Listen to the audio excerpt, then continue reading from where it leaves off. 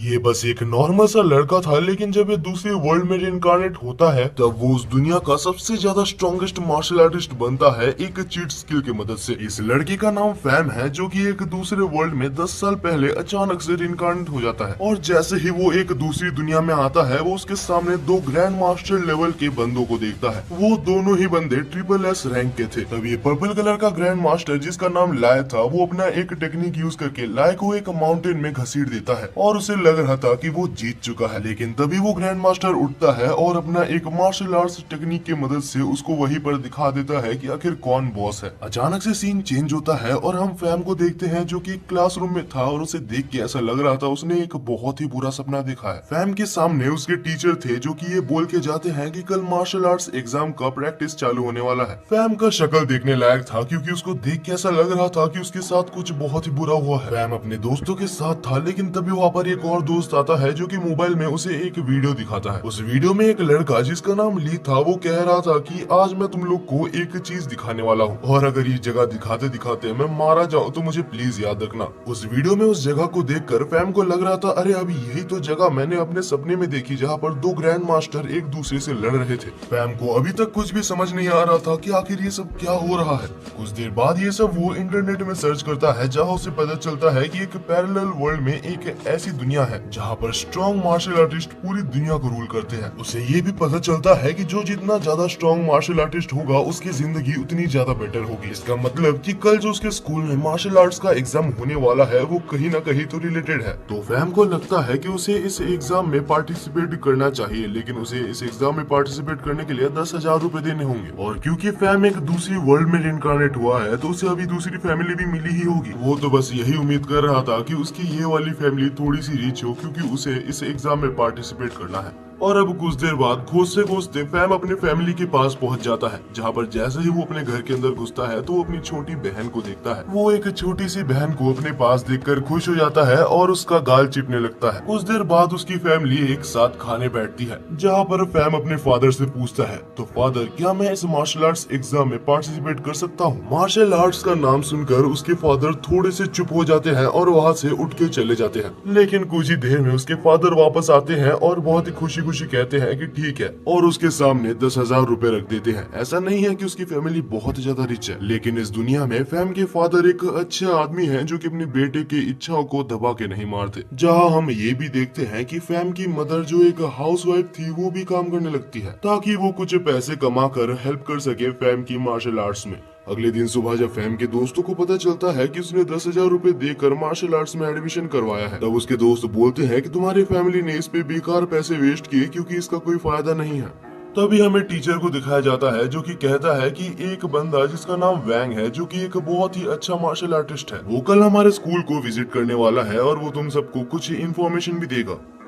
और उस लड़के को स्टेशन से पिकअप करने के लिए फैम को ही जाना होता है, क्योंकि उसके टीचर ने बोला था। इसके बाद हम फैम को देखते हैं अपने घर में, जो कि उदास सा बैठा था, क्योंकि ये सब काम में उसके फैमिली के बहुत सारे पैसे जा रहे थे। और तभी हम फैम के मदर को देखते हैं, जो कि 2 टाइप के पिल्स लाते हैं, जिनको ब्लड रिफाइनिंग पिल्स बोला जाता है। ये पिल्स मार्शल आर्ट्स एग्जाम में बहुत ज्यादा काम आने वाले हैं, लेकिन ये पिल्स के दाम बहुत ज्यादा है, जो कि एक पिल के लिए 30,000 रुपए तक गए थे। तभी हम फैम को देखते हैं, जिसके स्टैट्स उसके सामने आ जाते हैं, जो कि काफी ज्यादा लो थे, लेकिन उन पिल्स को लेने के बाद ही उसके अंदर एक बहुत ही बड़ा एनर्जी ब्लास्ट होता है। ये चीज इतनी ज्यादा एनर्जी प्रोड्यूस कर रहा था कि इसकी भनक एक क्रिमिनल को भी लग जाती है। इसको क्रिमिनल नहीं कह सकते, ये एक बहुत ही बड़ा मार्शल आर्टिस्ट है, जिसने अभी एक लड़की को कैद कर रखा है। दूसरी तरफ हमें वोंग को दिखाया जाता है, जो कि कल सुबह आने वाला था, लेकिन वो रात ही को पहुंच चुका है। और वोंग इसलिए इतनी जल्दी आया होता है ताकि वो उस क्रिमिनल को पकड़कर उस लड़की को बचा सके। दूसरी तरफ हम फैम को देखते हैं, जो काफी कंफ्यूज था और सोच रहा था कि ये मेरे साथ क्या हो रहा है। फैम को ऐसा लग रहा था कि उसकी बॉडी फिर से बन रही है, मानो उसके शरीर की एक एक मसल ग्रुप्स टूट के फिर से बन रही हो। लेकिन इतना कुछ हो जाने के बाद भी उसको बहुत ज्यादा पावर नहीं मिली थी, जिस वजह से वो सोच रहा था अगर मुझे मार्शल आर्ट सीखना है तो मुझे बहुत पैसे चाहिए होंगे। और हाँ, ये एक अच्छी बात है कि उन पिल्स को यूज कर लेने के बाद वो खत्म नहीं होते।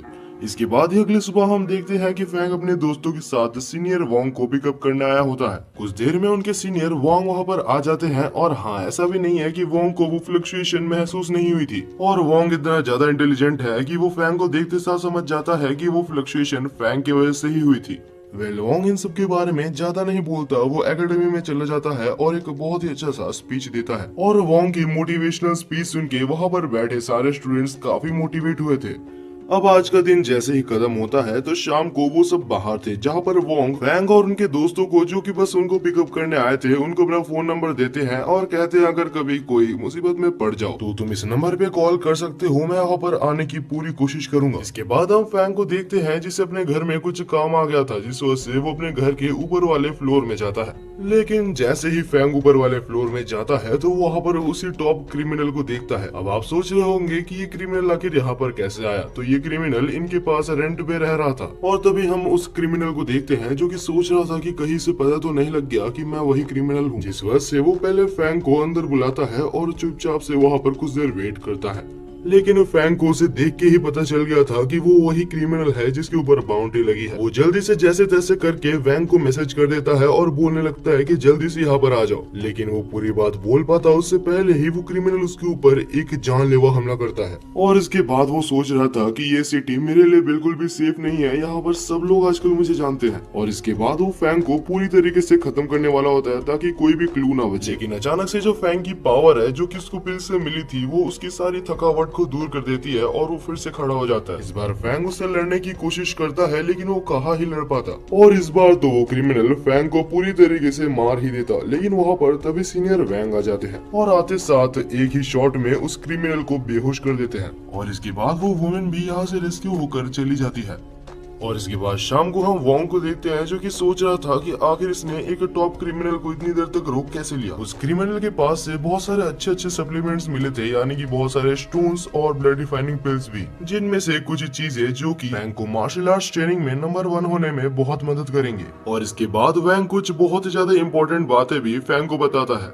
वो कहता है कि कौन सी पिल्स कब लेनी चाहिए, जैसे कि फैंग ने भी जो ब्लड रिफाइनिंग पिल्स ली है वो तब लेनी चाहिए जबकि एक ट्रेनर शुरुआती दौर में हो, और ये पिल्स ज्यादा से ज्यादा 2-4 दिन तक ही काम करते हैं इन्हें लेने के बाद। और जब तुम फाइनली एक अच्छे मार्शल आर्टिस्ट बन जाते हो उसके बाद तुम्हें एक पिल की जरूरत पड़ती है जिसे कहते हैं ब्लड रिफाइनिंग एलिक्सियर। और हाँ, इसके बाद एक और पिल्स होता है जो कि बोन्स के लिए यूज किए जाते हैं। उन पिल्स का काम होता है कि वो धीरे धीरे हमारे बोन्स को स्ट्रॉन्ग करेंगे और एक मार्शल आर्टिस्ट के लिए वो सबसे ज्यादा इम्पोर्टेंट है।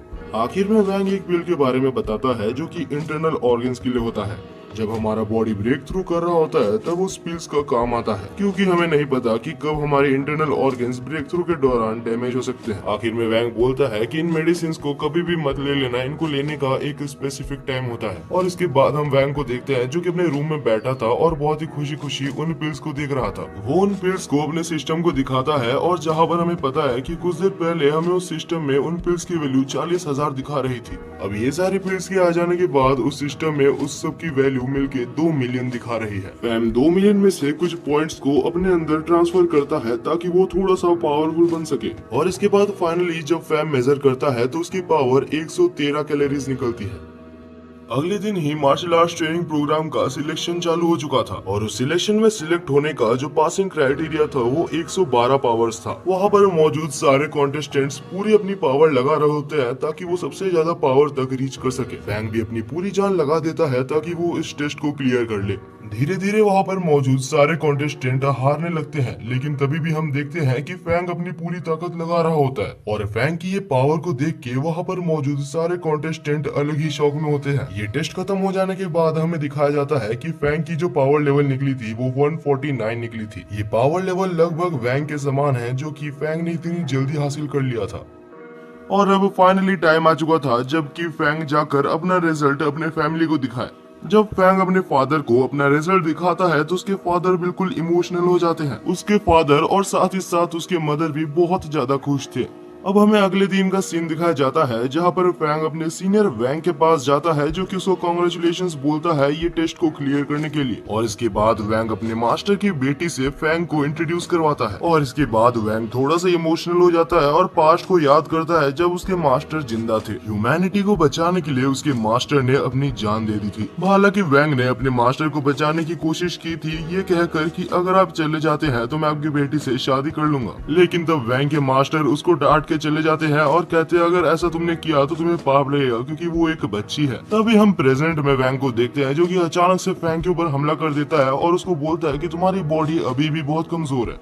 और क्योंकि अभी फैंग एक अच्छे स्कोर से पास हो चुका था तो वैंग उसको कुछ यूनिवर्सिटीज के बारे में बताता है जिसमें वो भी एडमिशन ले सकता है। उसमें से वैंग एक यूनिवर्सिटी के बारे में बताता है जिसका नाम मॉड यूनिवर्सिटी था। अब वैंग ने टोटल 4 यूनिवर्सिटीज के नाम बताए थे, लेकिन मॉड यूनिवर्सिटी एक बहुत ही अच्छा ऑप्शन है। उस यूनिवर्सिटी में लिटरली बहुत ही ज्यादा स्ट्रॉन्ग पर्संस आते हैं, तो वहाँ पर फैंग के लिए जो कंपटीशन होगा वो काफी ज्यादा होगा। और वहाँ पर जो रिफाइनरी पिल्स मिलते हैं वो थोड़े सस्ते भी मिलते हैं। इसके बाद ही हम फैंग को देखते हैं जो कि स्टेशन में होता है और उसकी पूरी फैमिली साथ ही में वैंग उसको छोड़ने के लिए आई होती है।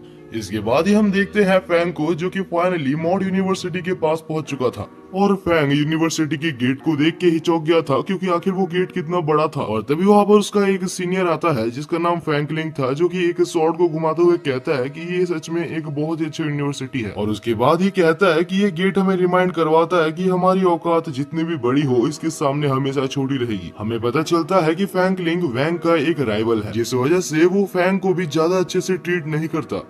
इसके बाद हम देखते हैं कि फैंग एडमिशन करवाने के लिए रिसेप्शन में अपना फॉर्म को उनको दिखाता है और वो रिसेप्शनिस्ट ये देख के हैरान थी कि फैंग 1 महीने के अंदर ही 2nd level of bone tempering पर पहुंच चुका है, क्योंकि बहुत टैलेंटेड पर्संस को भी ऐसे लेवल पर पहुंचने के लिए 6 महीने लग जाते हैं। जब वहाँ पर रिसेप्शनिस्ट कंफर्म होने के लिए फैंग का एक और टेस्ट करती है तो उसे पता चलता है कि वो 2nd नहीं 3rd लेवल पर पहुंच चुका है। और ये चीज सुनकर वहाँ पर मौजूद जितने जन भी थे सब लोग बहुत ही ज्यादा चौंक गए थे। और क्योंकि फैंग अभी एक बहुत ही अच्छे लेवल पर था तो जो जितनी अच्छे लेवल पर होगा उसको उतनी ज्यादा रिस्पेक्ट मिलती है। तो वहाँ पर रहने के लिए उसे एक बहुत ही ज्यादा लग्जरियस होटल भी दिया जाता है। फैंग को उसके होटल तक पहुँचाने के लिए वहाँ पर उसकी एक सीनियर यून उसको होटल तक पहुँचाने में हेल्प करती है। रास्ते में उसकी सीनियर यून उससे कहती है कि ये कॉलेज सच में एक बहुत ही अच्छा कॉलेज है, यहाँ तुम्हें सब कुछ बहुत ज्यादा लग्जरियस देखने के लिए मिलेगा, क्योंकि तुम्हें यहाँ पर हर समय अपना माइंड को बहुत ही ज्यादा कूल रखना होगा, क्योंकि मार्शल आर्ट्स में स्ट्रॉन्ग बनना बहुत ज्यादा पेशेंस और धीरे धीरे बहुत ज्यादा थकावट भरा काम होता है। कुछ भी हो, यहाँ पर फैंग अपना लग्जरियस होटल देखकर बहुत ही ज्यादा खुश था।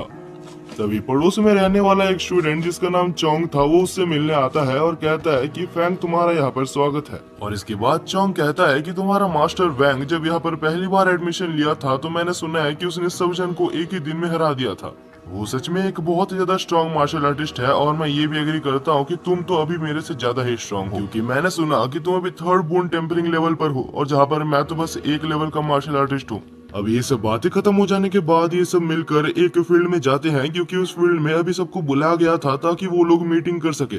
फैंग और उसके दोस्त तो टाइम पर पहुंच जाते हैं, लेकिन जो लोग टाइम के बाद आते हैं वहाँ पर उनको घुसने नहीं दिया जाता, जिस वजह से वो लोग कंप्लेन करने लगते हैं और कहते हैं कि हम लोग बस 2 मिनट ही तो लेट हुए थे। लेकिन तभी वहाँ पर टीचर आ जाते हैं जो कि अपना ऑरा को रिलीज करते हैं, जिससे कि सब लोग बिल्कुल चुप हो जाते हैं। टीचर बहुत ही गुस्से में और बिल्कुल सीरियसली कहता है कि जो लोग लेट हो गए हैं वो लोग यहाँ पर एंटर नहीं कर सकते। मॉड एकेडमी एक बहुत ही स्ट्रिक्ट एकेडमी है और हम सब तुमसे ये उम्मीद करते हैं कि तुम लोग डिसिप्लिन में रहोगे। और इसके बाद टीचर बोलते हैं कि जो जो लोग लेट हो गए हैं उनके 20 क्रेडिट पॉइंट्स हम लोग माइनस कर लेंगे। अगर आपको आइडिया नहीं है तो 1 क्रेडिट पॉइंट का दाम बाहर की दुनिया में 30,000 रुपए है और एक न्यू कमर को एकेडमी में बस 50 क्रेडिट पॉइंट्स ही दिया जाता है। और ये सुन के वहाँ पर जो लोग लेट हुए थे सब लोग बहुत ज्यादा पैनिक करने लगते हैं।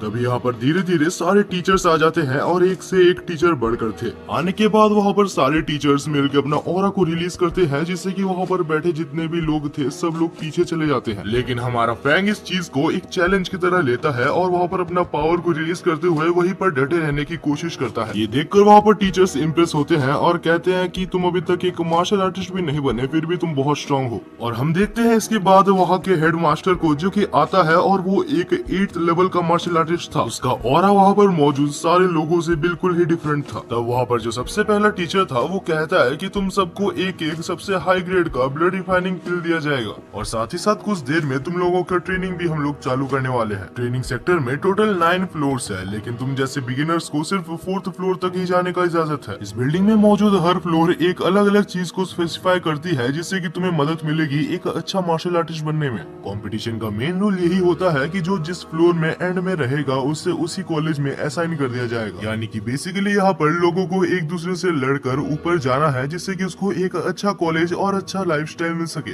हमें ये भी बताया जाता है कि हर फ्लोर में ज्यादा से ज्यादा 400 लोग ही रह सकते हैं और अगर टाइम खत्म होने के बाद कोई दूसरे फ्लोर में आता है तो उसे वहीं पर एलिमिनेट कर दिया जाएगा और साथ ही साथ उसके 30 क्रेडिट पॉइंट भी ले लिए जाएंगे। अब इसका मतलब यही है कि जो जितना ऊपर जा सकता है उसको उतना अच्छा कॉलेज मिलेगा। अगले सीन में हम देखते हैं वो सभी को बिल्डिंग के अंदर, जहाँ पर फैंग बोलता है कि तो ठीक है, फाइटिंग चालू हो चुकी है और मैं तुम्हें मिलता हूँ 4th फ्लोर में। ये सुन के डोंग बोलता है कि अरे भाई कहाँ भाग रहा है, मेरे को तो लेके जा। हम देखते हैं फैंग जब ऊपर जाने की कोशिश कर रहा था तो उसके सामने बहुत जन आते हैं, लेकिन फैंग के लिए वो कोई बड़ी चुनौती नहीं थी। वो इतने ज्यादा वीक थे कि फैंग को लग रहा था कि इनको कोई क्लास 2 का बच्चा भी हरा सकता है। ऊपर जाते जाते वो सोच रहा था कहीं यहाँ पर वैंग ने मेरे को कोई गलत इंस्टीट्यूशन तो नहीं बता दिया, क्योंकि उसने बोला था कि यहाँ पर बहुत कॉम्पिटिटिव लोग मिलते हैं, लेकिन वहाँ पर 1-2 को छोड़कर कोई भी सीरियस नहीं लग रहा था जो कि सच में मार्शल आर्ट सीखना चाहता हो।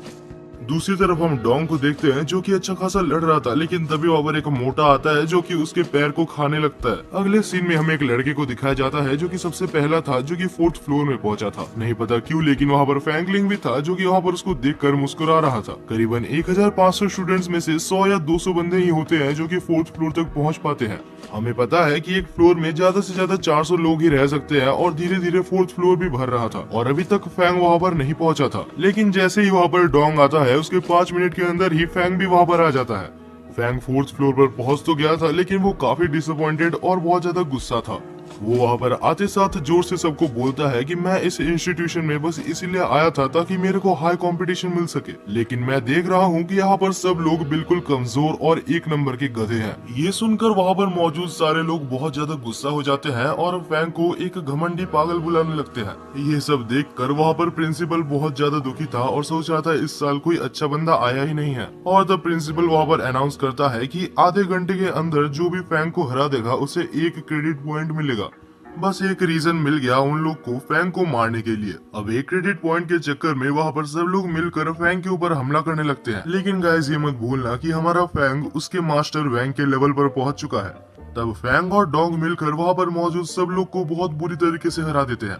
लेकिन तभी वहाँ पर हमें एक पिंक हेयर वाली लड़की दिखाई जाती है जो कि अचानक से फैंग के ऊपर हमला करती है। जैसे वो दिख रही है उसके ऊपर मत जाना, क्योंकि उसने वैंग को बहुत अच्छी टक्कर दी थी। लेकिन आखिर में फैंग उसको ब्लॉक कर लेता है एक दूसरे आदमी के फेस की मदद से। लेकिन तभी वहाँ पर एक लड़की जिसके बाल ब्लू थे वो एक प्लान बनाती है जिससे कि फैंग और डोंग अलग अलग हो जाते हैं और फैंग को सब लोग घेर लेते हैं। जहाँ पर वो ब्लू वाली लड़की कहती है कि अब तुम क्या करोगे, और उसके बाद वो सारे मिलकर फैंग के ऊपर हमला कर देते हैं। फैंग बहुत ही मुश्किल से सबको एक साथ मैनेज कर रहा था, जहाँ पर वो ब्लू वाली लड़की दूसरी तरफ डोंग के ऊपर हमला कर देती है और क्योंकि डोंग तो आराम कर रहा था जिस वजह से वो आराम से डोंग को हरा देती है। दूसरी तरफ हम रिसेप्शन में बैठे हुए टीचर्स को देखते हैं जो कि ये देख रहे थे कि आखिर फैंग एक नॉर्मल सा लड़का इतना ज्यादा ताकतवर हुआ कैसे, क्योंकि उसके फैमिली बैकग्राउंड में भी ऐसा कोई है नहीं जो कि उसको ताकतवर बना सके। दूसरी तरफ हम डोंग को देखते हैं जो बहुत बुरी तरीके से हार गया था और यहाँ पर फैंग को तो बहुत मुश्किलें हो रही थी, क्योंकि लगभग 20 से 25 लोग उसके ऊपर एक साथ हमला कर रहे थे और फैंग सबके सामने सिस्टम का यूज भी नहीं कर सकता, जिस वजह से वो एक छोटा सा पिल खा लेता है जिससे कि उसे थोड़ी सी एनर्जी मिल जाती है। और जैसे ही फैंग को एनर्जी मिलता है तो वो हवा में उड़ने लगता है, जिसके साथ ही वह टाइमर भी खत्म हो जाता है। जिस टाइम के अंदर फैंग को हराने के लिए बोला गया था वो टाइम अभी खत्म हो चुका है, जिस वजह से फैंग को विनर डिक्लेयर कर दिया जाता है। जहाँ पर प्रिंसिपल सबको कहता है कि ये बेइज्जती याद रखना, क्योंकि इतने टाइम में भी तुम लोग एक मार्शल आर्टिस्ट को भी नहीं हरा सकते। और अभी वहाँ पर मौजूद जितने भी स्टूडेंट्स क्वालिफाई हुए थे सबको ये मौका दिया जाता है कि वो लोग अपने अपने टीचर को चुने। अगले दिन सुबह हम सारे लोगों को देखते हैं जो कि अपने अपने टीचर को चुन रहे थे। हम फैंग को देखते हैं जिसे कि समझ नहीं आ रहा था कि आखिर उसे कौन से टीचर के पास जाना चाहिए। तभी फैंग का ध्यान एक टीचर जिसका नाम एंड्रयू है उसकी तरफ जाता है और वो टीचर बस चाहती है कि उनके पास ज्यादा से ज्यादा 20 स्टूडेंट्स है जिनको वो अच्छे से ट्रेन कर सके। जब फैंग वहाँ पर जाता है तो एंड्रयू कहती है कि मैं पहले से बता दूं कि अगर तुम्हें अपनी हेल्थ की चिंता है तो मेरे पास मत आना, क्योंकि मैं पहले ही बता दूं जो भी मुझसे ट्रेनिंग लेता है वो काफी ज्यादा कड़ी ट्रेनिंग लेता है और उसकी हेल्थ कभी ठीक नहीं रहती। एंड्रयू को ये भी पता होता है कि जो फैंग का बैकग्राउंड है वो कोई बहुत ज्यादा रिच बैकग्राउंड नहीं है, जिस वजह से वो ये ऑफर करती है कि अगर तुम मेरे पास पढ़ोगे तो मैं तुम्हें अनलिमिटेड पिल्स देने के लिए रेडी हूँ। और क्योंकि तुम्हारे इस स्कूल में बहुत सारे दुश्मन हैं, क्योंकि तुमने आते साथ ही जो ये सब कांड कर लिया, इसलिए तुम्हें हद से ज्यादा स्ट्रॉन्ग होना होगा, वरना तुम्हें कोई भी मार के चला जाएगा। अब ये सब चीजें सुनने के बाद वो ज्यादा नहीं सोचता और फैंग एंड्रयू के पास रजिस्टर करवा लेता है। अगले दिन से फैंग की ट्यूटरिंग क्लास चालू होती है, जहाँ पर वो सबसे पहले उसे कुछ बेसिक चीजें बताती है। एंड्रयू बताती है कि अगर तुम्हें सबसे पहले स्ट्रॉन्ग बनना है तो तुम्हें अपनी बॉडी के सारे चैनल्स को खोलना होगा, जिससे कि तुम्हारे ब्लड को ज्यादा से ज्यादा जगह मिले कि वो पास कर सके। वो कहती है कि सबसे पहले तुम्हें ऑर्गन प्रोटेक्टिव पिल्स और बोन रिफाइनिंग पिल्स लेने चाहिए, जिससे कि तुम्हारे ऑर्गन सबसे ज्यादा बेस्ट रहेंगे, और ये बेस्ट होगा अगर तुम्हें रैंक 1 तक पहुंचना है तो। और इसके बाद एंड्रयू फैंग को कुछ ब्लड रिफाइनिंग पिल्स देती है, जिससे कि उसके बाकी गेट्स खुल सके। जैसे ही फैंग उन ब्लड रिफाइनिंग पिल्स को लेता है तो उसके अंदर एक अलग ही एनर्जी फ्लो करने लगती है और उसके बाकी के गेट्स भी खुल जाते हैं। और ये देख के वो काफी खुश हो जाता है और कहता है, अरे एंड्रयू मैडम, मेरे को बहुत ज्यादा खुशी है कि आप मेरे टीचर हो। लेकिन ज्यादा करने की वजह से उसे 1-2 थप्पड़ मिल जाता है और वो सो जाता है। इसके बाद हमें अगले दिन का सीन दिखाया जाता है, जहाँ पर फैंग, एंड्रयू और एक स्टूडेंट जो कि वही ब्लू वाली लड़की थी, वो सब मिलकर किक्स की प्रैक्टिस कर रहे थे। और जैसे ही एंड्रयू एक किक मारकर वो दोनों को दिखाती है तो वो दोनों ही चौंक जाते हैं, क्योंकि एंड्रयू की किक काफी ज्यादा ताकतवर थी। तब एंड्रयू कहती है कि अगर तुम्हें ऐसे किक्स मारने हैं तो तुम्हें अपने ब्लड को एक जगह पर फोकस करना होगा, जिससे कि तुम्हारे किक्स की फोर्स 10 गुना हो जाएगी और वो काफी असरदार होगा। तब हम देखते हैं फैंग को, जो कि दिमाग लगाते हुए अपने बोन टेम्परिंग के साथ अपने ब्लड को मिक्स कर एक जगह पर बहुत ही असरदार किक मारता है। लेकिन वो थोड़ा उल्टा हो जाता है, क्योंकि फैंग का जो पैर था उसमें क्रैक आ चुका था। अब शाम को फैंग हॉस्पिटल में जाता है, लेकिन उसका पैर अभी तक पूरी तरीके से ठीक नहीं हुआ था। हॉस्पिटल में जाके वो जब उन पिल्स को खरीदने की कोशिश करता है जिससे कि बोन्स ठीक होते हैं, तो उनका प्राइस देखकर वो चौंक जाता है, क्योंकि एक बोन ठीक करने वाले पिल्स का दाम करीबन 1 मिलियन रुपीज था बाहर के वर्ल्ड में। और अच्छा हुआ कि ट्रायल के दौरान उसने सारे क्लासमेट्स को हराकर कुछ पैसे कमाए थे, जिस पैसे की मदद से वो उस पिल्स को खरीद लेता है। अब जब इतने सारे पैसे खर्च करने के बाद वो वापस जा ही रहा होता है कि उसके सामने 3 सीनियर्स आ जाते हैं, और उन सीनियर्स के छोटे छोटे भाइयों को वैंग ने हराया था, जिस वजह से वो सीनियर्स कहते हैं कि मैं अभी वैंग को बहुत ही बुरी तरीके से मारूंगा और उसके बाद वैंग को दिखाऊंगा कि उसने कितनी बड़ी गलती की है। वैंग इस चैलेंज को एक्सेप्ट कर लेता है, क्योंकि आखिर वो उसकी टीचर की इज्जत की बात है। इसके बाद ही हम सबको फाइटिंग रिंग में देखते हैं, जहाँ पर एक सीनियर सबसे पहले हमला करता है फैंग के ऊपर, लेकिन फैंग उस अटैक को डॉज कर सीनियर को ही मार देता है। और हाँ, फैंग का तो अभी पैर भी टूटा हुआ है, लेकिन वो फिर भी लड़ाई कर रहा है। और इसके बाद फैंग अपनी टीचर की बोली हुई बात को याद करते हुए ऊपर जंप करता है और अपने सारे ब्लड एनर्जी को अपने पैरों पर इकट्ठा करके एक बहुत ही खतरनाक वाला किक उनके ऊपर करता है, जिससे कि वो तीनों ही सीनियर्स काफी बुरी तरीके से हार जाते हैं। रेफरी तो अलग ही शौक में था कि एक नया आया वो बंदा इतना स्ट्रॉन्ग कैसे हो सकता है।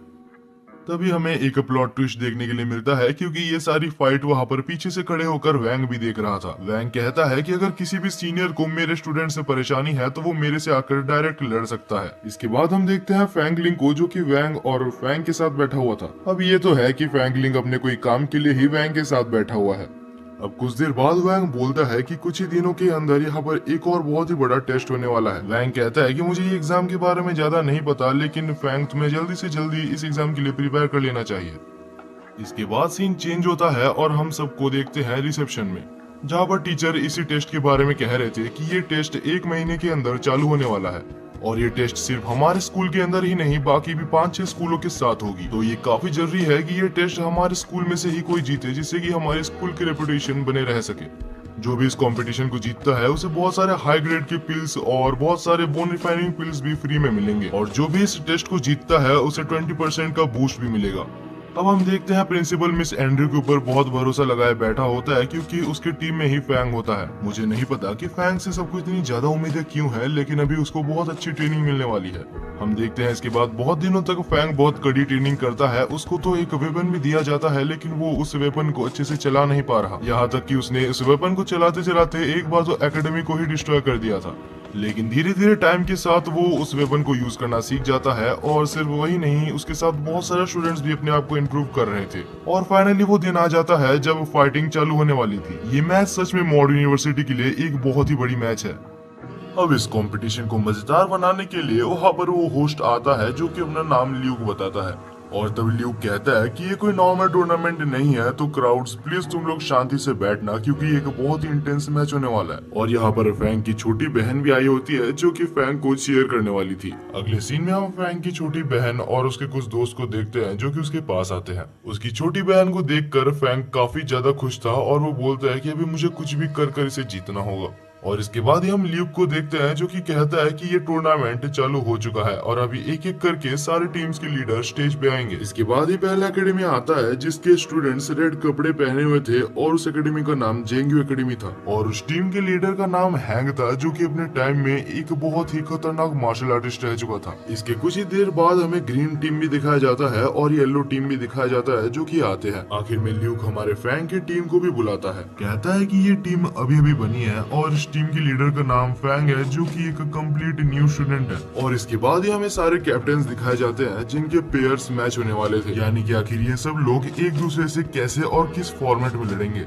और जैसे ही रिजल्ट सामने आता है तो हमें दिखाया जाता है रेड टीम ग्रीन टीम का सामना करेगी जहां पर ब्लू टीम येलो टीम का सामना करेगी और जब दोनों में से ही एक एक जन जीत जाएंगे तब उसके बाद दोनों में ही फाइनल्स को करवाया जाएगा।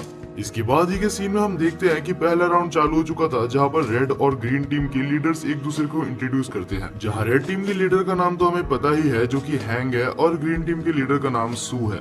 सू बिना देरी करते हुए अपनी मैजिकल पावर्स का यूज करते हुए हैंग के ऊपर हमला करता है। हैंग अचानक से हमले को देखकर थोड़ा चौंक गया था लेकिन उसे ब्लॉक कर लेता है और इसके बाद ये सू एक और अपना अटैक करता है जिसका नाम हेवनली क्लैश था, लेकिन नहीं पता कैसे हैंग उस अटैक को भी ऊपर जंप कर डॉज कर लेता है और इसी के साथ हैंग अपने सिग्नेचर मूव का इस्तेमाल करता है जिसका नाम द राइजिंग सन था। लेकिन इस बार सू ने एफर्टलेसली हैंग के सिग्नेचर मूव को भी ब्लॉक कर लिया था। वहाँ पर बैठी ऑडियंस बिल्कुल शॉक थी कि आगे क्या होने वाला है, जहाँ पर हम हैंग को देखते हैं जो अचानक से सू के पीछे चले जाता है और अपने स्वॉर्ड को सू के ऊपर रख देता है। और क्योंकि अभी हैंग का जो स्वॉर्ड था वो सू के चेस्ट के ऊपर था तो सू को लग रहा था कि उसका खेल खत्म हो गया, लेकिन तब हैंग ने अपने स्वॉर्ड को थोड़ा सा ढीला कर दिया था जिस वजह से सू को लगता है कि वो अभी भी बच सकता है। लेकिन ये सब हैंग का ही प्लान होता है और जैसे ही सू हिलने की कोशिश करता है तो वो फिर से उसको हरा देता है। इसके बाद ही हम वैंग को और फैंगलिंग को देखते हैं जो कि एक साथ थे, जहाँ पर फैंगलिंग कहता है कि मैं बेट लगा सकता हूँ कि सेकंड राउंड में तुम्हारा स्टूडेंट फैंग उसके सेकंड राउंड में टिकने का तो कोई चांस ही नहीं है। लेकिन वैंग उसे चुप रहने के लिए बोलता है और ज्यादा बकबक करने के लिए मना करता है। और इसके बाद ही हम ल्यूक को देखते हैं जो कहता है ठीक है ब्रेक ओवर हो चुका है और अभी टाइम है सेकंड राउंड का। सेकंड राउंड चालू होने से पहले ही हम देखते हैं फैंग के पास उसकी छोटी बहन आती है जो कि उसको रोते रोते कहती है कि प्लीज मत जाओ भैया। बेसिकली यहाँ पर उसकी छोटी बहन को उसकी चिंता हो रही थी, लेकिन फैंग ये कहते हुए जाता है कि इतनी दूर आ जाने के बाद मैं इस अरीना से मुड़ नहीं सकता। इस मैच को पूरी वर्ल्ड वाइड में लाइव टेलीकास्ट किया जा रहा था। यहाँ तक कि हम फैंग के फादर को देखते हैं जो कि अपनी ऑफिस से छुट्टी लेकर टूर्नामेंट को ही देख रहे थे। दूसरी साइड हम रिपोर्टर को देखते हैं जो पहली बार फैंग का इंट्रोडक्शन दे रहा था। हर एक मार्शल आर्टिस्ट की तरह ही फैंग का जो सिग्नेचर मूव था उसका नाम था द लेजेंडरी लायन रोर और ये सिग्नेचर मूव को ऐसा माना जाता है कि ये 1 लाख में से एक बंदा ही कर सकता है। तभी फैंग का ओपोनेंट पूछता है तो क्या तुम सच में इसको यूज कर सकते हो, लेकिन सामने से फैंग कोई भी आंसर नहीं देता। कोई रिप्लाई भी ना मिलने की वजह से उसका ओपोनेंट बहुत ज्यादा चिढ़ जाता है और ईगो पे लेके उसके ऊपर अटैक करने जाता है, लेकिन उसके अटैक को फैंग ऐसे रोकता है जैसे वो कुछ था ही नहीं। फैंग स्टार्टिंग से ही अपने पावर्स को उसके सामने छुपा रहा था और इसके बाद ही हम फैंग को देखते हैं जो कि बहुत ही ज्यादा अनएक्सपेक्टेड चीज करता है। उसने अपने वेपन को 2 हिस्से में डिवाइड कर लिया था और एक हिस्से से उसने उसको एक नाइफ बनाकर उसके ऊपर हमला किया था और इसके बाद फैंग अपने टीचर के सिखाए हुए मूव का इस्तेमाल करता है और इस अटैक को फैंग ने मास्टर कर लिया था जिस वजह से इस एक ही अटैक की वजह से येलो टीम बाहर हो जाती है और यहाँ पर ब्लू टीम यानी कि फैंग की जीत होती है। और फाइनली मैं ये कह सकता हूँ कि फैंग के हेटर्स अभी ये मैच देखने के बाद कुछ नहीं बोल सकते। हमें पता चलता है कि इसके बाद का मैच भी फैंग ही लड़ने वाला है क्योंकि अभी तक उसका मैच खत्म नहीं हुआ। तब हम येलो टीम के कैप्टन को देखते हैं जो सोच रहा था कि मैं कुछ भी कर इसका ट्रम्प कार्ड को निकाल के रहूंगा। आखिर एक न्यू कमर इतनी जल्दी इतना ज्यादा स्ट्रॉन्ग कैसे हो सकता है और अगर वो ऐसे अटैक्स यूज करता है तो ज्यादा से ज्यादा पिल्स लेने के बाद भी वो पूरी तरीके से रिकवर नहीं हो सकता। लेकिन तभी हम फैंग को देखते हैं जो 2 गोली के साथ ही अपनी पूरी स्ट्रेंथ को रिकवर कर लेता है।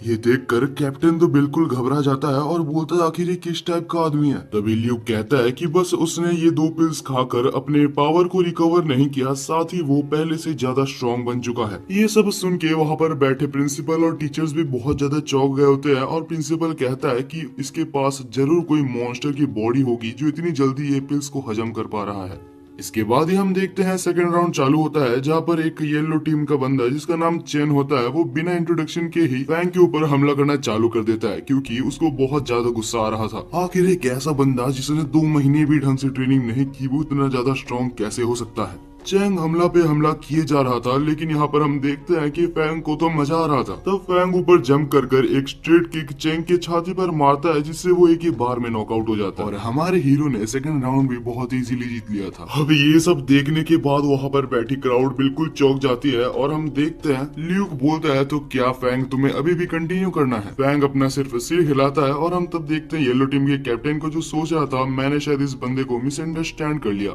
और इस बार बिना रेफरी को बोले हुए ही येलो टीम का कैप्टन खुद जाता है और फैंग के ऊपर हमला करने लगता है। फैंग मुश्किल से ही उसके अटैक को डॉज करता है और कंप्लेन करता है कि मैंने अभी तक पिल्स लेके मेरे बॉडी को रिकवर भी नहीं किया। लेकिन भूलो मत, ये हमारा फैंग है जिसके पास एक लेवल अप सिस्टम है। सबको हैरान करते हुए वो फिर से अपने कुछ स्किल्स की मदद से हवा में उड़ने लगता है। वहाँ बैठे टीचर सोच रहे थे कि आखिर इतने कम टाइम के अंदर इसको इतना कुछ प्रैक्टिस करने का टाइम मिला कहाँ से। और इसके बाद फैंग नीचे आता है और कहता है ये फाइट तो बहुत ही इजी होने वाली है। और इसके कुछ ही देर बाद हम देखते हैं हवा में जैसे ये लोग ऐसे लड़ रहे थे कि किसी को कुछ दिख ही नहीं रहा था। इन दोनों की फाइटिंग स्पीड इतनी ज्यादा होती है कि वहाँ पर बैठी ऑडियंस उनको खाली आंखों से देख ही नहीं सकती। लेकिन तभी अचानक से हम देखते हैं कि येलो टीम का कैप्टन ने अपने पावर को अचानक से अप कर लिया था। उसकी पावर करीबन 10 गुना बढ़ चुकी थी। ये देखकर अभी तक जो क्राउड फैंग को सपोर्ट कर रही थी वो कैप्टन की तरफ चली जाती है। फैंग उसके ऊपर अटैक करके उसको बीच में टोकने की कोशिश करता है, लेकिन वो उसके पास भी नहीं जा पाता। कैप्टन ने अपने मार्शल आर्ट्स की हिडन ट्रिक को अपग्रेड कर एक शेर का रूप ले लिया था, जहां पर वही सेम फैंग ने अपना रूप बदलकर एक ब्लू फिनिक्स का रूप ले लिया था। और अभी फाइट इतनी ज्यादा इंटेंस हो चुकी थी, वो लोग डिसाइड करते हैं कि एक लास्ट पंच के साथ वो लोग फाइट को खत्म करेंगे।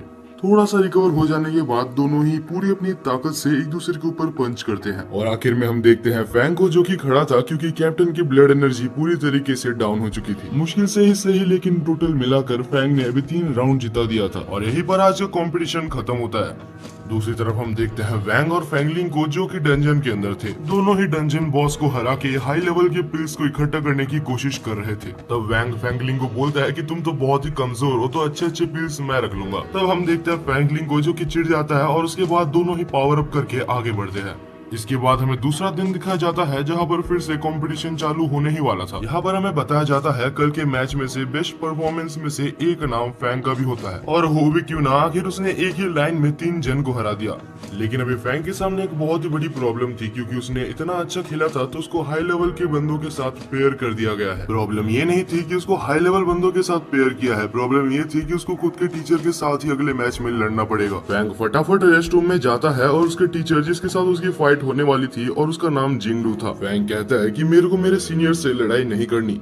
लेकिन तब जिंगडू से समझाता है कि तुम्हारी कैपेबिलिटीज बहुत ज्यादा है, और वैसे भी एक मार्शल आर्टिस्ट को अपने फाइट से कभी भी दूर नहीं भागना चाहिए, चाहे सामने जो भी हो। तुम्हारे सामने जो भी हो तुम्हें उसे मार गिराना है, और अगर तुम ऐसा नहीं करते तो तुम्हें डंजन में बहुत ज्यादा प्रॉब्लम्स आएंगी। डंजन्स का नाम सुन के वो लोग चौंक जाते हैं, क्योंकि फैंग और उनके दोस्तों को डंजन्स के बारे में अभी तक कुछ भी नहीं बताया गया। वेल, इन सब बातों को साइड रखते हुए टीचर कहते हैं कि तुम्हारे फाइनल फाइट से पहले तुम्हारे ट्रम्प कार्ड को कभी भी रिवील मत करना। सबसे अच्छा यही होगा कि तुम अपने दोस्तों को अगले फाइट में जाने दो और कुछ देर के लिए रेस्ट करो। फैंग को भी लगता है कि उसने बहुत सारे मैचेस लड़ लिए हैं और उसे भी अपनी सीनियर की बात माननी चाहिए, तो वो अगले मैच में खुद जाने के बजाय अपने फ्रेंड डोंग और बाकी सारे फ्रेंड्स को जाने देता है। हम देखते हैं लड़ाई फिर से चालू हो चुकी थी, और अभी सेकंड टूर्नामेंट में सबसे पहले रेड कलर के ग्रुप के एक बंदे और यहाँ पर हमारी वो ब्लू वाली लड़की, मेरे को इसका नाम याद नहीं आ रहा है, तो इसको ब्लू बालों वाली लड़की ही कहते हैं। दोनों के बीच में बहुत देर तक लड़ाई चलती है, लेकिन आखिर में वो ब्लू वालों वाली लड़की अपने पैर से रेड ग्रुप के लड़के के शरीर पे एक बहुत ही जोरदार लात मारती है, जिससे कि वो अभी और नहीं लड़ सकता। पहला मैच तो ब्लू टीम जीत जाता है, लेकिन इसके बाद रेड टीम में से रेड टीम के कैप्टन आते हैं, और अभी जो लड़ाई होने वाली थी वो रेड टीम के कैप्टन और डोंग के बीच में थी। फाइट जैसे ही चालू होती है तो डोंग कैप्टन के ऊपर हमला कर देता है, लेकिन कैप्टन वो एक रीजन की वजह से है, क्योंकि रेड टीम के कैप्टन ने डोंग के हमले को बहुत ही इजीली ब्लॉक कर लिया था और उसके बाद उस पर अपना स्पेशल हमला करने ही वाला था, और डोंग के पास कोई भी चारा नहीं था कि वो उस अटैक को रोक सके। वो अटैक लगने के बाद डोंग हार जाता है, लेकिन वो बिल्कुल भी डिमोटिवेट नहीं होता, क्योंकि उसको पता है कि उसका दोस्त फैंग सब कुछ संभाल लेगा। इसके बाद भी रेड टीम का कैप्टन रुकता नहीं है और वो बोलता है कि एक और कॉन्टेस्टेंट को लाओ, जहाँ पर इस बार ब्लू टीम से चैंग नाम की लड़की आती है।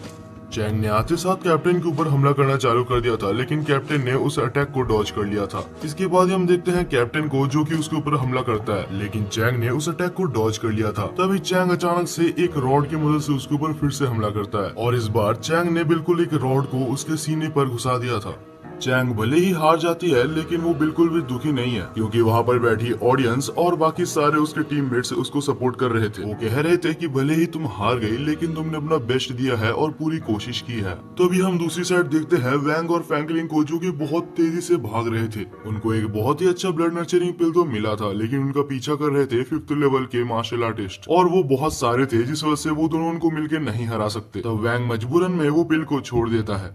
सीन फिर से अरीना में शिफ्ट होता है। यहाँ पर ब्लू टीम पूरी कोशिश कर रही थी ताकि वो जीत पाए, लेकिन रेड टीम के कैप्टन के बदले में जो बंदा आया था वो बहुत ही ज्यादा स्ट्रॉन्ग था और उसने 2 मिनट से भी कम टाइम के अंदर में ही ब्लू टीम के एक बंदे को हरा भी दिया था। इस तरीके से फाइनल्स में पहुंचना फैंग की टीम के लिए मुश्किल होता जा रहा था। फैंग को हम देखते हैं जो कि काफी ज्यादा गुस्सा में था और सोच रहा था आखिर मैं अभी क्या करूं, लेकिन आखिर में कुछ राउंड्स ब्लू टीम भी जीतती है, जिस वजह से वो लोग फाइनली फाइनल्स में सिलेक्ट हो जाते हैं। फैंग की टीम ने फाइनल्स में अपना जगह तो बना लिया था, लेकिन फैंग की टीम में से ज्यादा बंदे बहुत ही ज्यादा इंजोर्ड थे। तभी वहाँ पर टीचर आते हैं और सबको बोलते हैं कि बिल्कुल भी डिमोटिवेट मत हो, और साथ ही फैंग वहाँ पर सबको मोटिवेट करने के लिए कुछ अच्छी बातें बोलता है जिससे कि वो लोग फिर से मोटिवेट होते हैं। तभी वहाँ पर एक स्टूडेंट टीचर को पूछता है तो फाइनल्स के लिए जो 3 बच्चे जाने वाले हैं आखिर वो कौन कौन है। टीचर ने बोला था कि ये डिसीजन तुम्हारे लीडर फैंग का होगा।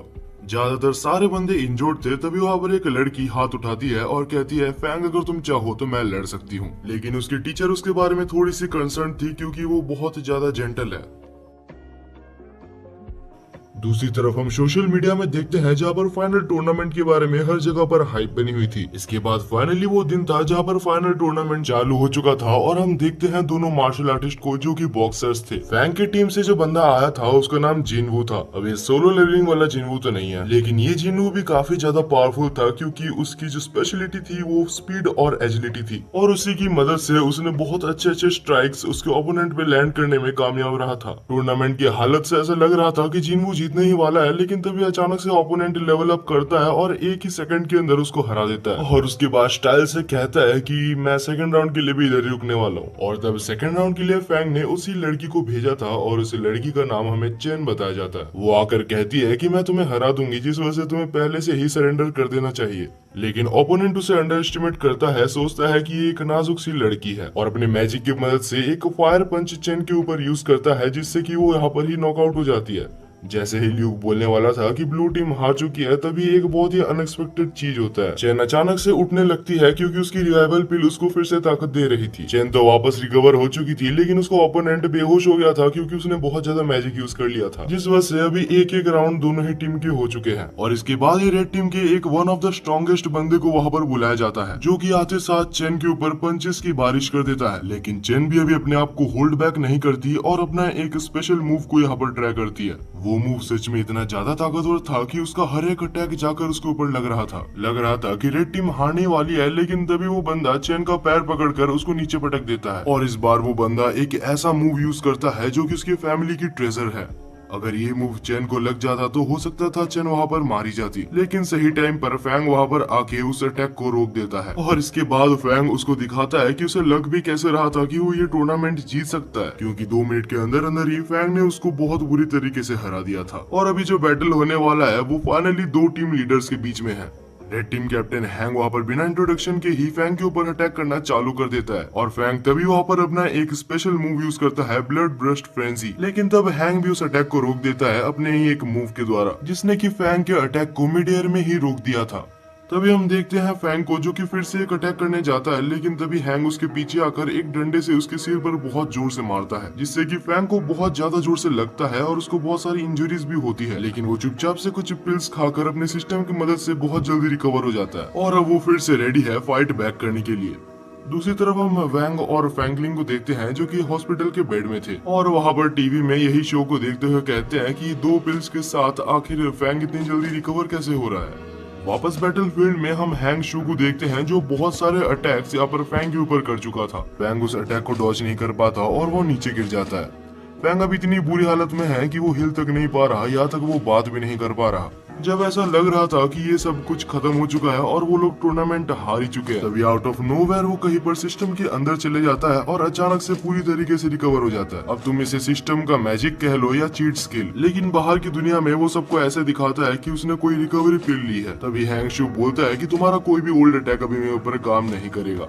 लेकिन द फैंग बहुत ज्यादा गुस्से में था और वो अपने ट्रम्प कार्ड को यहाँ पर रिवील करते हुए एक बहुत ही खतरनाक अटैक करता है। उस अटैक का नाम था टाइगर ब्रेक्स द आर्मी। हैंग शू ने ये बिल्कुल भी नहीं सोचा था कि अटैक सच में इतना ज्यादा ताकतवर हो सकता है। इसी एक अटैक ने डिसाइड कर दिया था कि फैंग इस मैच को जीत चुका है। इसी के साथ टूर्नामेंट का पहला पार्ट खत्म होता है और ल्यूक बोलता है कि पार्ट 2 बहुत ही जल्दी आने वाला है। फैंग को ये समझ आ चुका था कि आखिर सिस्टम के साथ भी ये सब कितना ज्यादा हार्ड है, जिस वजह से अभी वो सिस्टम पे रिलाय करना कम कर देता है और खुद से बहुत ज्यादा मेहनत करने लगता है ताकि वो बहुत ज्यादा स्ट्रांग हो सके। कुछ देर बाद हम देखते हैं फैंग और उसके दोस्तों को जो कि जा रहे थे, तभी वहाँ पर उनके सामने बहुत सारे दोस्त आते हैं जो कि फाइनली रिकवर हो चुके थे और वो लोग बहुत ज्यादा खुश थे और फैंग को कॉन्ग्रेचुलेशंस बोलते हैं। और उसके कुछ देर बाद वहाँ पर मिले हुए दोस्त सबको अलविदा कहकर अपने अपने घर चले जाते हैं, जहाँ पर फाइनली फैंग भी अपने घर में जाने के लिए ट्रेन में बैठा हुआ था। फैंग न्यूज़पेपर पढ़ते पढ़ते कहता है कि मैंने इस मैच पे 2nd नंबर पर रैंक किया है। तभी वहाँ पर डोंग कहता है कि अगर तुम चाहो तो 1st नंबर पे भी आ सकते हो, बस तुम्हें वैंग को हराना पड़ेगा। फैंग पूरे जोश में था और कहता है कि मैं अपने बड़े भाई को हराने के लिए कुछ भी कर सकता हूँ। तभी शाम को हम देखते हैं कि एक बहुत ही प्यारा मोमेंट के साथ फैंग फाइनली अपने फादर और मदर के पास जाता है। अब इसके बाद हमें अगली सुबह दिखाई जाती है, जहाँ बहुत आराम से और खुशी खुशी फैंग उठता है, क्योंकि आखिरकार वो उसका खुद का घर था जहाँ पर वो इतनी दिन बाद सो रहा है। वो हमें बताता है कि इतने दिन फाइट करने से उसका सिस्टम लेवल अप तो हुआ है, लेकिन इसके पीछे उसे 10 मिलियन रुपए खर्च करने पड़े और अब तो हद ही हो गई, क्योंकि नेक्स्ट अपग्रेडेशन के लिए वो उसका सिस्टम उसको 100 मिलियन रुपीज मांग रहा है। जैसे ही फैंग बाहर आता है तो वहाँ पर अचानक से एक ब्लैक गाड़ी आकर रुकती है, जहाँ से एक ऑफिसर निकलकर उसको बोलता है, सर फैंग पिंग, आपके लिए एक बहुत ही बड़ा ऑफर है कि आपने इतना अच्छा खेला और मॉड इंस्टीट्यूट का नाम रोशन किया है, तो उनकी तरफ से हम आपको एक नया घर गिफ्ट करना चाहते हैं।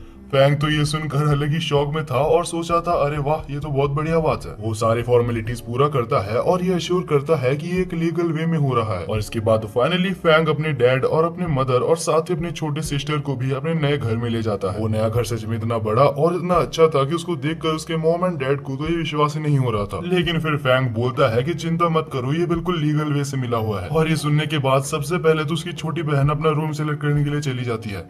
इसके कुछ ही दिन बाद ही न्यू ईयर भी आ चुका था, जहां सब लोग न्यू ईयर सेलिब्रेट कर रहे थे। फैंग भी अपने दोस्तों के साथ बैठा था और बोल रहा था कि मैं 2nd रैंक पे आया था। तभी फैंग को एक दोस्त का कॉल आता है, जो कि उसका पुराना दोस्त था, जो कि उसे एक फैमिली डिनर पर इनवाइट कर रहा था। फैंग अपने दोस्तों का चेहरा देख के कहता है, चिंता मत करो, मैं तुम लोग को भी साथ लेके चलूंगा। और कुछ देर बाद फैंग और उसके दोस्त वहां पर पहुंच जाते हैं, जहां पर उन्हें बुलाया गया था। वहाँ का एंट्रेंस देख के लग रहा था कि ये कुछ अलग सा ही जगह है। बेसिकली वहाँ का जो ऑरा था वो थोड़ा सा डिस्टर्बिंग था। तभी अचानक पास में से एक लड़का गुजरता है, जिसके अंदर बहुत ज्यादा ईगो था। नहीं पता क्यों, लेकिन उस लड़के ने यहाँ पर फैंग और उसके दोस्तों को कुछ न कुछ बोल के तो गया था। और तभी फाइनली वहाँ पर वैंग आ जाता है, जो कि आके फैंग को कहता है, बहुत बढ़िया, तुमने बहुत ही अच्छा खेला और तुम्हारा यहाँ पर स्वागत है। वैंग कहता है, तुम्हें नहीं पता होगा, लेकिन इस एकेडमी के स्टूडेंट्स काफी ज्यादा घमंडी है, और वैसे भी मैं तुमसे यही बोलने वाला था कि फैंग, तुमने जैसे परफॉर्मेंस अपने उस मॉड एकेडमी में दिखाई थी, वैसे ही मैं तुम्हें कुछ रिक्वेस्ट करना चाहता हूँ, तुम यहाँ पर भी कुछ स्टूडेंट्स को अपनी औकात दिखा दो। लेकिन फैंग का टूर्नामेंट तो अभी अभी खत्म हुआ था, जिस वजह से वो उसको मना करने की कोशिश करता है कि नहीं, मुझे लड़ाई तो नहीं करनी। लेकिन वैंग कहता है, चिंता मत करो, तुम्हें फ्री में लड़ाई नहीं करनी होगी, इसके बदले तुम्हें कुछ हाई एंड के ब्लड डिफाइनिंग पिल्स भी मिलेंगे। फैंग कुछ देर सोचता है और सोचता है कि अगर मुझे कुछ ब्लड डिफाइनिंग पिल्स मिल जाए तो मेरा खर्च कम हो जाएगा। और फाइनली थोड़ा सा सोच लेने के बाद वो मान जाता है। और इसके बाद फैंग अपने दोस्तों के साथ और वैंग के साथ एकेडमी के अंदर जाता है और सीधा प्रिंसिपल के साथ बात करता है। फैंग ने उसके प्रिंसिपल के सामने एक प्रपोजल रखा था। वो कहता है कि मैं मॉड एकेडमी से हूँ और मैं अगर चाहूँ तो आपके स्टूडेंट्स को हरा सकता हूँ। मैं चाहता हूँ कि मैं आपके स्टूडेंट्स से लड़ूं और जो स्टूडेंट्स बिल्कुल बेकार हो, आप उनको इस एकेडमी से निकाल दो, क्योंकि वो स्टूडेंट्स सिर्फ मजे के लिए और अपना टाइम पास करने के लिए यहाँ पर आए हैं। और उनसे बढ़िया आप अपने ब्लड डिफाइनिंग पिल्स और जितने भी एसेंशियल आइटम्स है उन बच्चों के ऊपर यूज करो, जो कि सच में मार्शल आर्ट्स को सीखना चाहते हैं और उनके ऊपर इंटरेस्टेड है। तब हम प्रिंसिपल को देखते हैं, जो कि बोलती है, ठीक है, मुझे तुम्हारी ये चीज मंजूर है।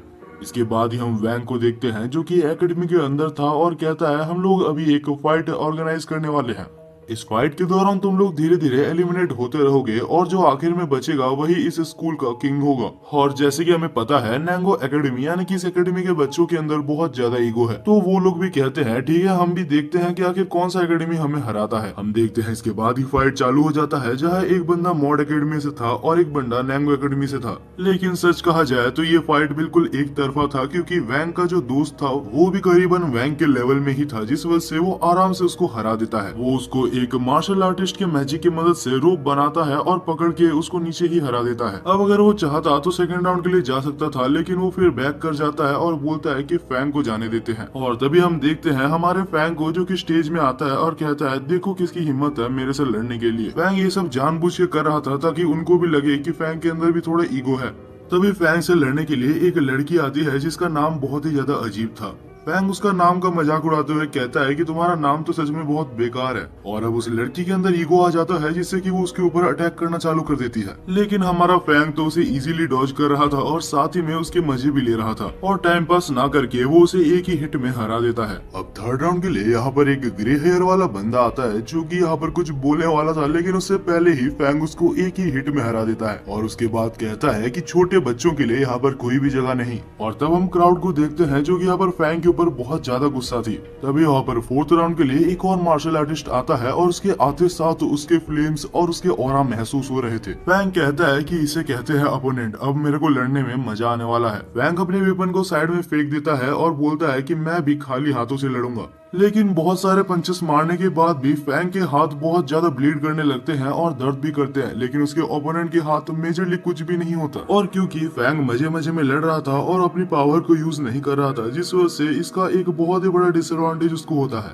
क्योंकि फैंग के ओपोनेंट ने उसका सबसे ज्यादा डेंजरस अटैक एक बहुत ही ज्यादा सही टाइम पे कर दिया था और फैंग के पास वहां से बच के भागने का कोई भी मौका भी नहीं था। और वो अटैक लग जाने के बाद फैंग बिल्कुल जल जाता है। अभी वो इतना ज्यादा कमजोर हो चुका है कि वो उठ भी नहीं पा रहा था, लेकिन फिर भी वो जैसे तैसे उठता है और अपनी पूरी ताकत से अपने फिस्ट की मदद से वो दोनों एक दूसरे से लड़ने लगते हैं। आखिर में वो लोग अपना पूरा एनर्जी लगाकर भी पंच करते हैं, लेकिन तब हम देखते हैं कि जो फैंग का पूरा एनर्जी था वो खत्म हो चुका था और फैंग हारना एफोर्ड नहीं कर सकता, क्योंकि उसके मास्टर वैंग ने उसे जीतने के लिए बोला है। तब फैंग अपने सिर की मदद से उसके ऊपर हमला करता है और तब तक हमला करता है जब तक कि वो हार नहीं मान जाता। अब हम देखते हैं फैंग अपने कंट्रोल से निकल चुका था और उसको मार मार के उसको हरा देता है। और ये लड़ाई देखने के बाद तो वैंग खुद भी बहुत ज्यादा हैरान था।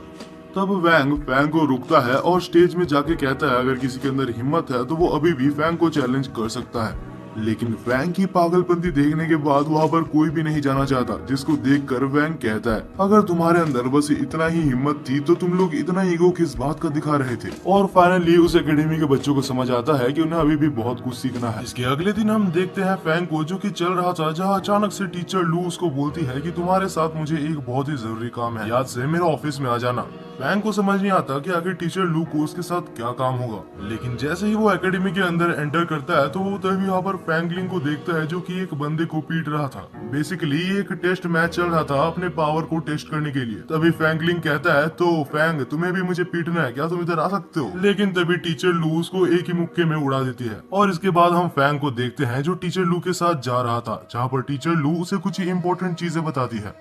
ये जगह हमने ब्रेक थ्रू के लिए बनाई है और सबसे बड़ी बात मैं तुम्हें ये बताना चाहती हूँ कि एक थर्ड लेवल का मार्शल आर्टिस्ट, जैसे कि तुमने अभी फैंगलिंग को देखा कि वो थर्ड लेवल का मार्शल आर्टिस्ट है और वो इतना ज्यादा स्ट्रांग है कि अगर वो चाहे तो मिड लेवल के 10 मार्शल आर्टिस्ट को एक साथ संभाल सकता है।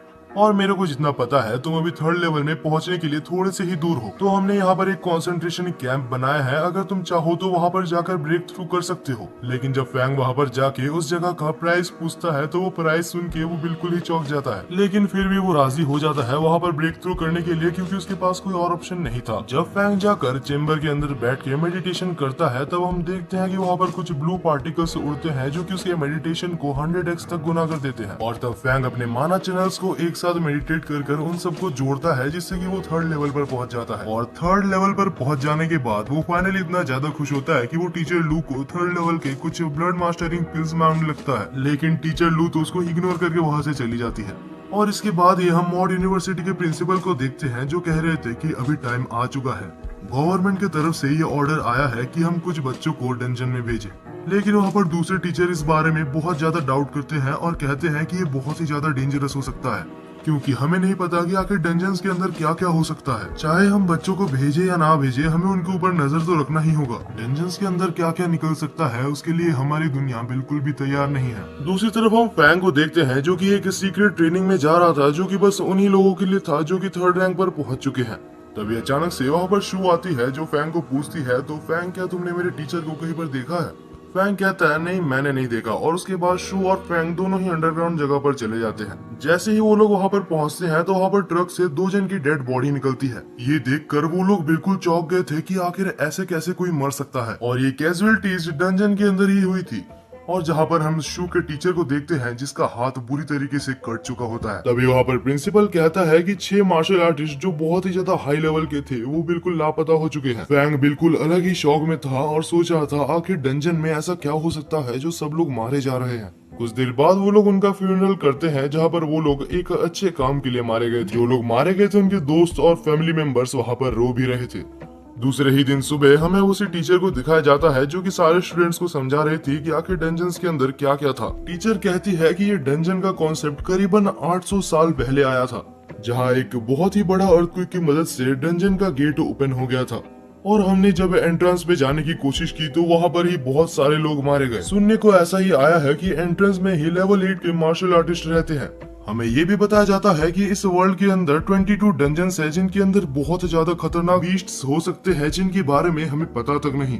और ऐसा भी मानना है कि उन डंजन्स के अंदर कुछ बहुत ज्यादा वैल्यूएबल रिसोर्सेज भी हैं। इसके बाद ही क्लास खत्म होता है और हम देखते हैं टीचर को जो कि बाहर आते हैं, जहाँ शू अभी भी अपनी टीचर को लेके बहुत ज्यादा डिप्रेस्ड थी। लेकिन तब टीचर कहती है कि चिंता मत करो, अगर मैं तुम्हें नहीं सिखा सकती तो टीचर लू तुम्हें जरूर सिखाएंगे। लेकिन तब हम टीचर लू को देखते हैं जो कि कहती है कि पहले मैं इसका टेस्ट लूंगी और उसके बाद ही मैं देखूंगी इसे सिखाना है या नहीं। और तभी हम देखते हैं फैंग को जो कि इधर उधर की बातें करने लगता है ताकि शू को ये सब बातों का बुरा ना लग जाए। तब हम टीचर लू को देखते हैं जो फैंग को एक स्क्रोल देती है और कहती है कि जब तुम नीचे जाओगे डंजन के पास तुम्हें एक ओल्ड मैन मिलेगा जिसके व्हाइट हेयर्स होंगे, उसको ये स्क्रोल दे देना, और हाँ उसको ये कहना मत भूलना कि तुम्हारे बच्चे अभी भी तुमसे प्यार करते हैं। और अगले ही सीन में हम देखते हैं फैंग को जो कि एक स्टोर में गया था और उससे बोलता है कि मुझे कुछ हाई लेवल ग्रेड के पिल्स दे दो। कुछ हाई लेवल ग्रेड के पिल्स खरीद लेने के बाद अब वो लोग फाइनली रेडी थे डंजन में जाने के लिए। और अब फाइनली वही दिन था जहाँ पर वो लोग फाइनली डंजन में रेड के लिए जाने वाले थे। फैंग पिंग अकेला नहीं था, उसके साथ कुछ उसके टीचर्स और साथ ही उसके कुछ अच्छे दोस्त भी थे जो कि उसके साथ जा रहे थे। जाने से पहले प्रिंसिपल कहते हैं कि अब तक तुमने जो कुछ भी सीखा है सब अभी दिखाने का वक्त आ चुका है। मुझे तुम लोग के ऊपर पूरी तरीके से भरोसा है कि तुम लोग ये रेड को क्लियर कर लोगे।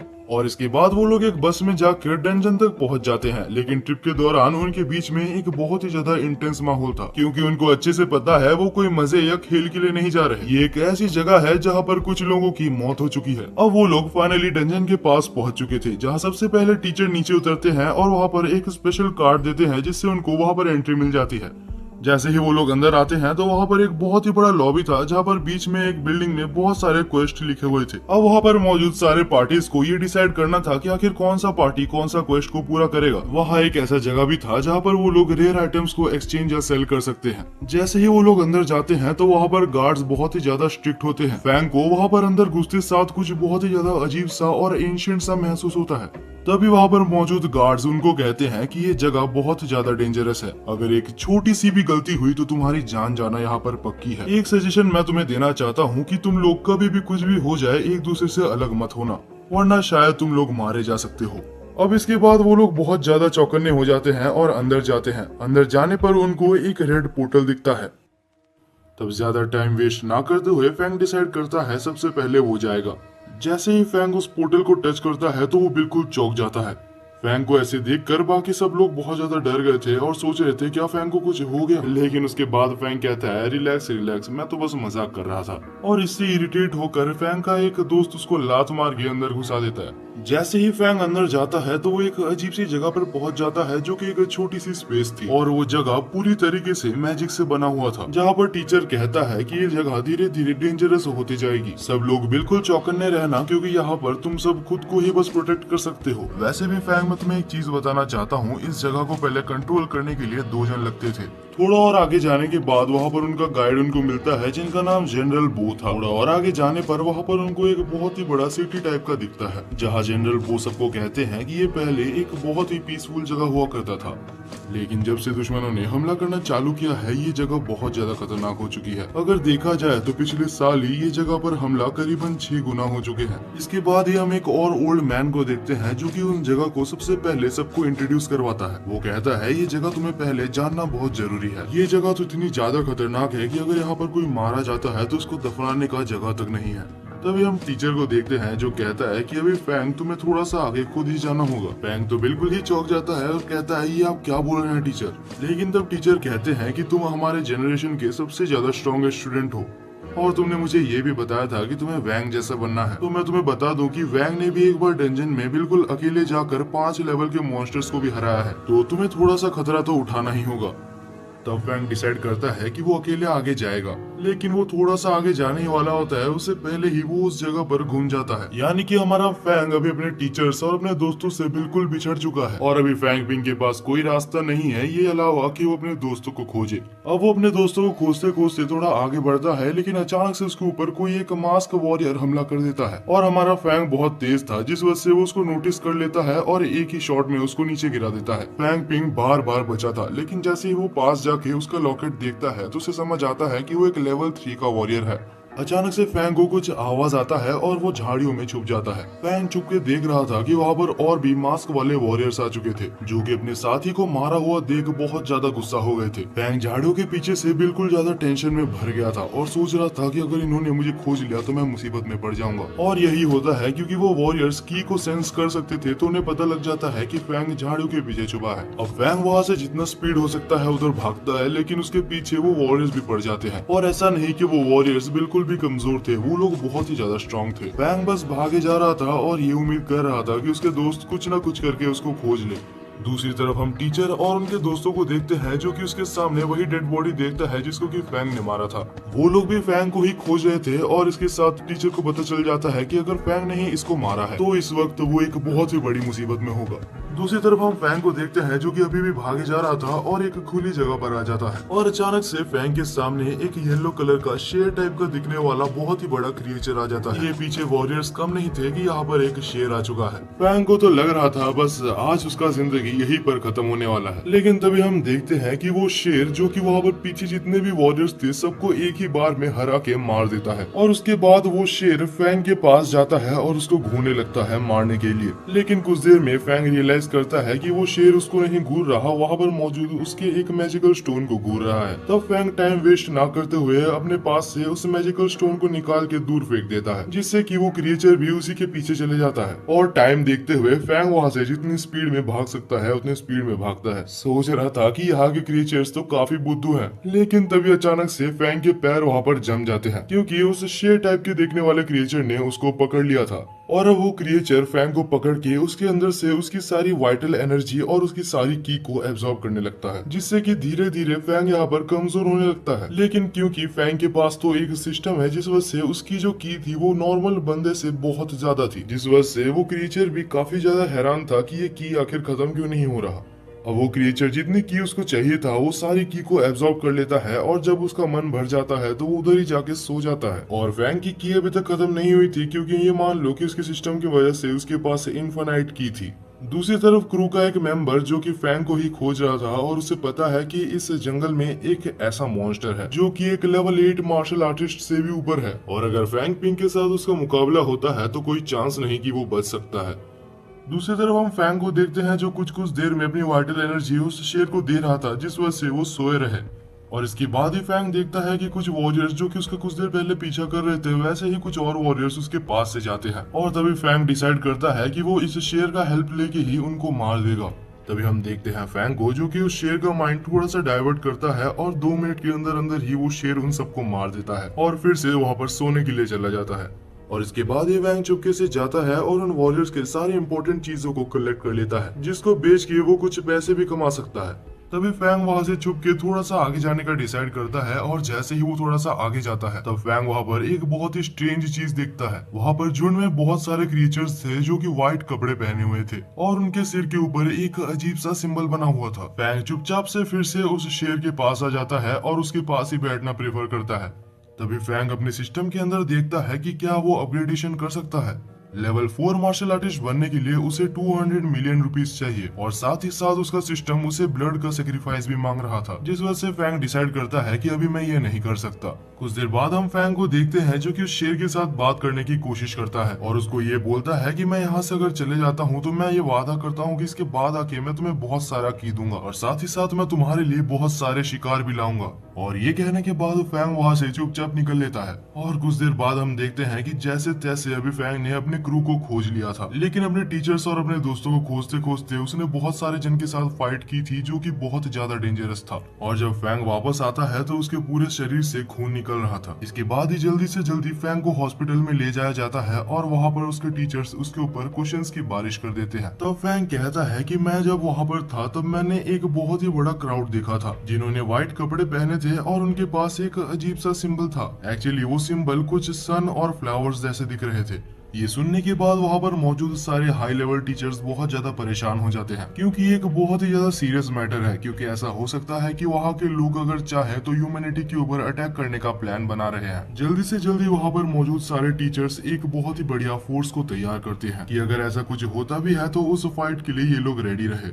दूसरी तरफ हम फैंग के दोस्तों को देखते हैं जो कह रहे थे अगर ऐसा कुछ होता है तो हम लोग संभाल लेंगे, लेकिन फैंग ऐसा कुछ भी नहीं सोच रहा था क्योंकि उसे पता है कि वहाँ के लेवल कितने ज्यादा हाई है और ये कोई प्रैक्टिस मैच भी नहीं है कि अगर कोई मारा जाता है तो उसको बचाया जा सकता है। लेकिन फैंग ऐसा नहीं है कि वो बस ऐसे ही हार मान जाए। वो टीचर से कुछ हाई लेवल के पिल्स मांगता है और इस बार टीचर मना नहीं करती। उन पिल्स के साथ वो थोड़ा सा रिकवर करता है और डिसाइड करता है कि उसे कुछ भी करके वैंग के लेवल तक पहुंचना होगा। तभी वहाँ पर एक और एलाई एक बहुत ही स्ट्रॉन्ग वेपन लेके आता है जो कि फैंग को मिलती है क्योंकि फैंग ने अभी वहाँ पर अंदर जाके बहुत से लोगों को मारा है और वो वेपन अभी फैंग को बहुत हेल्प कर सकती है वहाँ पर जाके लड़ने के लिए।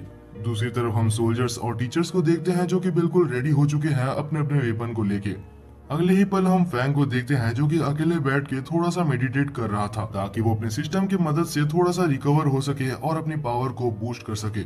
इसके बाद ही हम फैंग को देखते हैं जो बाहर जाता है जहां उसको फैंगलिंग मिलता है जो कि इस मैच के लिए काफी ज्यादा एक्साइटेड था क्योंकि वो भी लेवल 4 में पहुंचने ही वाला था। अब मैच में जाने से पहले सारे स्टूडेंट्स को लेके समझाया जाता है कि ये एक बहुत ही ज्यादा डेंजरस मिशन होने वाला है जहां सारे स्टूडेंट्स को सोल्जर्स की बात माननी होगी और उनके हिसाब से चलना होगा। और अब फाइनली वो लोग बैटल फील्ड में उतर चुके थे जहाँ सबसे एलाइड टीचर्स ये कंफर्म करते हैं कि अभी तक वो लोगों ने सबसे ज्यादा स्ट्रॉन्गेस्ट वॉरियर्स को नहीं भेजा है। हमारे सामने जो एनिमीज है अभी वो सिर्फ 3rd लेवल या 4th लेवल के ही है। और वहाँ पर मौजूद एलाइड टीचर्स ऑर्डर देते हैं कि चलो फाइट को चालू करते हैं। फाइट चालू होते साथ वहाँ पर ऐसा लग रहा था कि बिल्कुल धरती कांप रही है। फैंग ने और डोंग ने मिलके अपना एक टीम बना लिया था और दोनों मिलके यहाँ पर बहुत अच्छा परफॉर्म कर रहे थे। धीरे धीरे वहाँ पर मौजूद सारे एनिमीज को वो लोग मार रहे थे, लेकिन तभी वहाँ पर एक 5th लेवल का एनिमी आता है जो कि बहुत ज्यादा स्ट्रॉन्ग था। उसके आते साथ मानो की फेवर बिल्कुल ही बदल गया था। फैंग और डोंग ने डिसाइड किया कि वो जाके उसको खत्म करेंगे, लेकिन तभी हम फैंगलिंग को देखते हैं जो बिना कुछ सोचे उसके ऊपर जंप कर देता है और कुछ देर लड़ने के बाद फैंगलिंग अपना बड़ा सा स्वॉर्ड उसके पेट के अंदर घुसा देता है और उसे मार डालता है। अब इस चीज का फायदा उठाते हुए वहाँ पर मौजूद सारे सोल्जर्स उनके ऊपर कैनन को लॉन्च कर देते हैं जिससे कि धीरे धीरे ह्यूमैनिटी की टीम जीतते जा रही थी।